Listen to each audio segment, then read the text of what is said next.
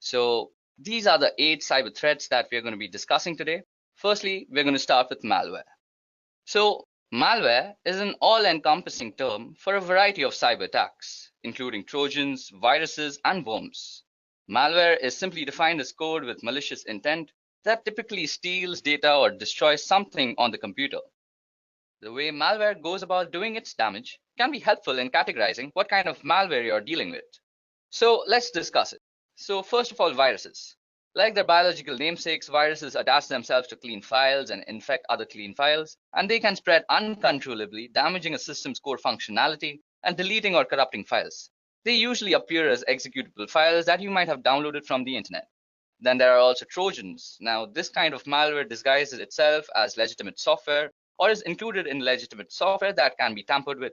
It tends to act discreetly and creates backdoors in your security to let other malwares in. Then we have worms. Worms infect entire networks of devices, either local or across the internet, by using the network's interfaces. It uses each consecutive infected machine to infect more. And then we have botnets and such, where botnets are networks of infected computers that are made to work together under the controller of an attacker. So basically, you can encounter malware if you have some OS vulnerabilities, or if you download some illegitimate software from somewhere, or you have some other email attachment that was compromised with. Okay, so how exactly do you remove malware, or how exactly do you fight against it? Well, each form of malware has its own way of infecting and damaging computers and data, and so each one requires a different malware removal method. The best way to prevent malware is to avoid clicking on links or downloading attachments from unknown senders, and this is sometimes done by deploying a robust and updated firewall, which prevents the transfer of large data files over the network in a hope to weed out attachments that may contain malware. It's also important to make sure your computer's operating system, whether it be Windows, Mac OS, Linux, uses the most up-to-date security updates. And software programmers update programs frequently to address any holes or weak points. And it's important to install all these updates as well as to decrease your own system weaknesses. So next up on our list of cyber threats, we have phishing. So what exactly is phishing? Well, often posing as a request for data from a trusted third party, phishing attacks are sent via email and ask users to click on a link and enter their personal data. Phishing emails have gotten much more sophisticated in recent years and making it difficult for some people to discern a legitimate request for information from a false one. Now, phishing emails often fall into the same category as spam, but are way more harmful than just a simple ad. So, how exactly does phishing work? Well, most people associate phishing with email messages that spoof or mimic bank, credit card companies, or other businesses like Amazon, eBay, and Facebook. These messages look authentic and attempt to get victims to reveal their personal information. But email messages are only one small piece of a phishing scam. From beginning to end, the process involves 5 steps. The first step is planning. The phisher must decide which business to target and determine how to get email addresses for the customers of that business. Then they must go through the setup phase. Once they know which business to spoof and who their victims are, phishers create methods for delivering the messages and collecting the data. Then they have to execute the attack, and this is the step most people are familiar with. That is, the phisher sends a phony message that appears to be from a reputable source. After that, the phisher records the information the victims enter into the web page or pop-up windows. And in the last step, which is basically identity theft and fraud, the phishers use the information they've gathered to make illegal purchases or otherwise commit fraud. And as many as a fourth of the victims never fully recover. So how exactly can you be actually preventing yourself from getting phished? Well, the only thing that you can do is being aware of how phishing emails actually work. So first of all, a phishing email has some very specific properties. So firstly, you'll have something like a very generalized way of addressing someone, like dear client. Then your message will not be actually from a very reputable source. So out here, as you can see, it's written as Amazon on the label, but if you actually inspect the email address that it came from, it's from management at masoncanada.ca, which is not exactly a legitimate Amazon address. Third, you can actually hover over the redirect links and see where they actually redirect you to. Now, this redirects me to www.fakeamazon.com, as you can see out here. So basically, you know this is actually a phishing email, and you should actually report this email to your administrators or anybody else that you think is supposed to be concerned with this. Also, let me give you guys a quick demonstration on how phishing actually works from the perspective of an attacker. So first of all, I have actually created a phishing website for harvesting Facebook credentials. I simply just took the source code of the Facebook login page and pasted it, and then made a backend code in PHP, which makes a log file of all the Facebook passwords that get actually entered onto the phishing page. Now, I've also sent myself an email as to make sure this looks legitimate, but this is only for spreading awareness, so please don't use this method for actually harvesting credentials. That's actually a very illegal thing to do. So let's get started. First of all, you'll go to your email and see that you'll get some email saying your Facebook credentials have been compromised. So when you open it, it looks pretty legit. Well, I haven't made it look all that legit. It should look legit, but the point out here is to actually make you aware of how this works. So as you guys can see, it says, "Dear client, we have strong reasons to believe that your credentials may have been compromised and might have been used by someone else. We have locked your Facebook account. Please click here to unlock. Sincerely, Facebook Associate Team." So if we actually click here, we are actually redirected to a nice looking Facebook page, which is exactly how Facebook looks like when you're logging in. Now, suppose I were to actually log into my Facebook account, which I won't, I'll just use some random ID like this is an email @gmail.com, and let's put password as admin123, and we click login. Now, since my Facebook is actually already logged in, it'll just redirect to facebook.com and you might just see me logged in. But on a normal computer, it'll just redirect you to www.facebook.com, which should just show this site again. Okay, so once I click login out here, all that the backend code that I've written in PHP out here will do is that it's going to take all the parameters that I've entered into this website, that is my email address and the password, and just generate a log file about it. So let's just hit login and see what happens. So as you guys can see, I've been redirected to the original Facebook page that is not meant for phishing. And on my system out here, I have a log file, and this log file will show exactly. As you can see, I've fished out the email address. This is an email @gmail.com, and it's also showed the password that is admin123. So this is how exactly phishing works. You enter an email address, and you're entering the email address on a phishing website, and then it just redirects you to the original site. But by this time, you've already compromised your credentials. So always be careful when dealing with such emails. So now jumping back to our session, the next type of cyber attacks we're going to discuss is password attacks. So an attempt to obtain or decrypt a user's password for illegal use is exactly what a password attack is. Hackers can use cracking programs, dictionary attacks, and password sniffers in password attacks. Password cracking refers to various measures used to discover computer passwords.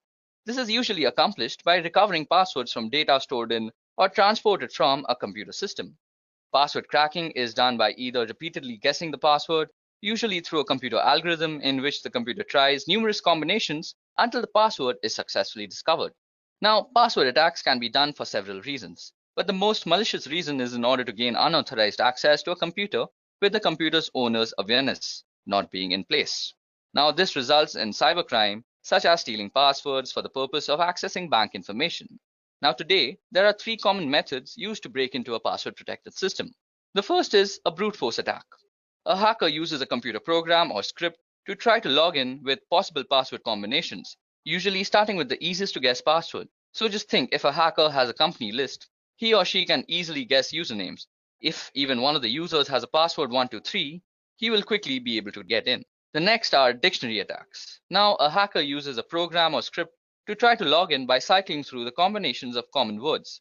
In contrast with brute force attacks where a large proportion key space is searched systematically, a dictionary attack tries only those possibilities which are most likely to succeed, typically derived from a list of words, for example, a dictionary. Generally, dictionary attacks succeed because most people have a tendency to choose passwords which are short or such as single words found in the dictionaries, or simple, easy predicted variations on words such as appending a digit or so. Now, the last kind of password attacks are used by keylogger attacks. A hacker uses a program to track all of the user's keystrokes. So at the end of the day, everything the user has typed, including the login IDs and passwords, have been recorded. A keylogger attack is different than a brute force or dictionary attack in many ways, not the least of which the key logging program used is a malware that must first make it onto the user's device. And the keylogger attacks are also different because stronger passwords don't provide much protection against them, which is one reason that multi-factor authentication is becoming a must-have for all businesses and organizations. Now, the only way to stop yourself from getting killed in the whole password attack conundrum is by actually practicing the best practices that are being discussed in the whole industry about passwords. So basically, you should update your password regularly. You should use alphanumerics in your password. And you should never use words that are actually in the dictionary. It's always advisable to use garbage words that make no sense for passwords as they just increase your security. So moving on, we're going to discuss DDoS attacks. So what exactly is a DDoS or a DOS attack? Well, first of all, it stands for distributed denial of service, and a DOS attack focuses on disrupting the service to a network, as the name suggests. Attackers send high volume of data of traffic through the network until the network becomes overloaded and can no longer function. So there are a few different ways attackers can achieve DOS attack, but the most common is the distributed denial of service attack. This involves the attacker using multiple computers to send the traffic or data that will overload the system. In many instances, a person may not even realize that his or her computer has been hijacked and is contributing to the DOS attack. Now, disrupting services can have serious consequences relating to security and online access.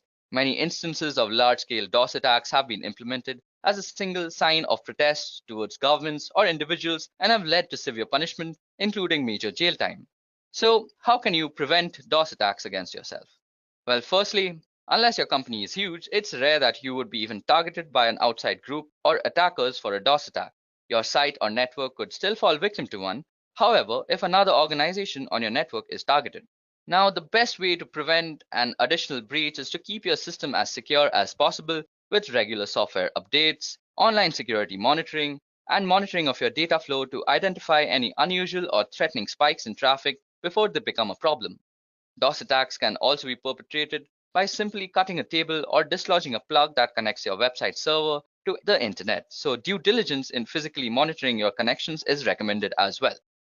Okay, so next up on our list is man-in-the-middle attacks. So by impersonating the endpoints in an online information exchange, the man-in-the-middle attack can obtain information from the end user and the entity he or she is communicating with. For example, if you are banking online, the man in the middle would communicate with you by impersonating your bank and communicate with the bank by impersonating you. The man in the middle would then receive all of the information transferred between both parties, which could include sensitive data such as bank accounts and personal information. So how does it exactly work?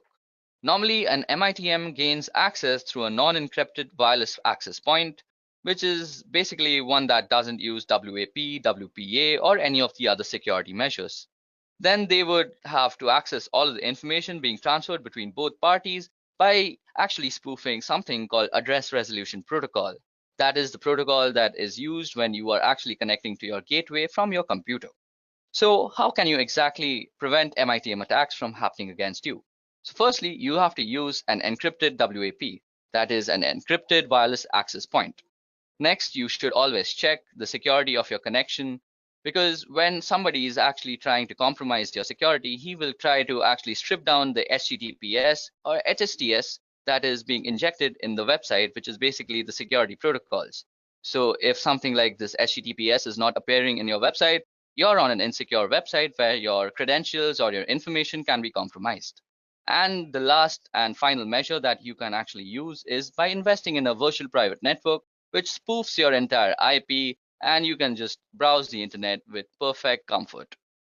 Next up on our list is drive-by downloads. So gone are the days where you had to click to accept a download or install a software update in order to become infected. Now just opening a compromised web page could allow dangerous code to install on your device. You just need to visit or drive by a web page without stopping or to click accept any software and the malicious code can download in the background to your device. A drive-by download refers to the unintentional download of a virus or malicious software onto your computer or mobile device. A drive-by download will usually take advantage or exploit a browser or app or operating system that is out of date and has security flaws. This initial code that is downloaded is often very small, and since its job is often simply to contact another computer where it can pull down the rest of the code onto your smartphone, tablet, or other computers. Often, a web page will contain several different types of malicious code in hopes that one of them will match a weakness on your computer. So, how does this exactly work? Well, first you visit the site, and during the three-way handshake connection of the TCP/IP protocol, a backend script is triggered. As soon as a connection is made while the last ACK packet is sent, a download is also triggered, and the malware is basically injected into your system. Now, the best advice I can share about avoiding drive-by downloads is to avoid visiting websites that could be considered dangerous or malicious. This includes adult content, file-sharing websites, or anything that offers you a free trip to the Bahamas. Now, some other tips to stay protected include keep your internet browser and operating system up to date, use a safe search protocol that warns you when to navigate to a malicious site, and use comprehensive security software on all your devices like McAfee All Access and keeping it up to date. Okay, so that was it about drive-by downloads. Next up is maladvertising or malvertising. So, malvertising is the name we in the security industry give to criminally controlled advertisements which intentionally infect people and businesses. These can be any ad on any site, often ones which you use as a part of your everyday internet usage, and it is a growing problem, as is evident by a recent US Senate report and the establishment of bodies like Trust in Ads. Now, whilst the technology being used in the background is very advanced, the way it presents to the person being infected is simple. To all intents and purposes, the advertisement looks the same as any other, but has been placed by a criminal. Like you can see the mint ad out here, it's really out of place, so you could say it's been made by a criminal. Now, without your knowledge, a tiny piece of code hidden deep in the advertisement is making your computer go to the criminal servers. These then catalog details about your computer and its location before choosing which piece of malware to send you. And this doesn't need a new browser window and you won't know about it.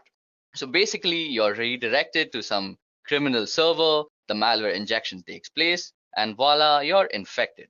It's a pretty dangerous thing to be in. So, how exactly can you stop malvertising? Well, first of all, you need to use an ad blocker, which is a very must in this day and age. You can have ad blocker extensions installed on your browser, whether it be Chrome, Safari, or Mozilla.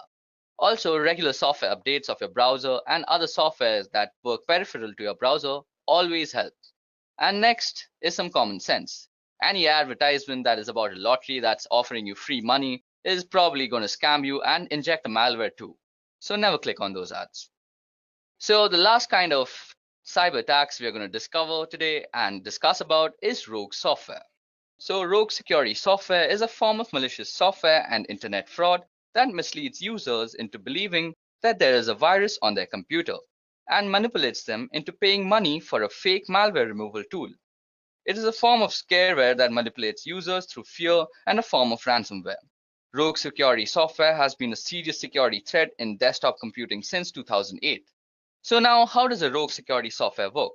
These scams manipulating users into download the program through a variety of techniques. Some of these methods include ads offering free or trial versions of security programs, often pricey upgrades, or encouraging the purchase of the deluxe versions. Then also pop-ups warning that your computer is infected with a virus, which encourages you to clean it by clicking on the program. And then manipulated SEO rankings that put infected website as the top hits when you search. These links then redirect you to a landing page that claims your machine is infected and encourages you a free trial of the rogue security program. Now, once the scareware is installed, it can steal all your information, slow your computer, corrupt your files, disable updates for legitimate antivirus softwares, or even prevent you from visiting legitimate security software vendor sites. Well, talking about prevention, the best defense is a good offense. And in this case, an updated firewall makes sure that you have a working one in your office that protects you and your employees from these type of attacks. It is also a good idea to install a trusted antivirus or anti-spyware software program that can detect threats like these. And also a general level of distrust on the internet and not actually believing anything right off the bat is the way to go. Machine is infected and encourages you a free trial of the rogue security program. Now, once the scareware is installed, it can steal all your information, slow your computer, corrupt your files, disable updates for legitimate antivirus softwares, or even prevent you from visiting legitimate security software vendor sites. Well, talking about prevention, the best defense is a good offense. And in this case, an updated firewall makes sure that you have a working one in your office that protects you and your employees from these type of attacks. It is also a good idea to install a trusted antivirus or anti-spyware software program that can detect threats like these. And also a general level of distrust on the internet and not actually believing anything right off the bat is the way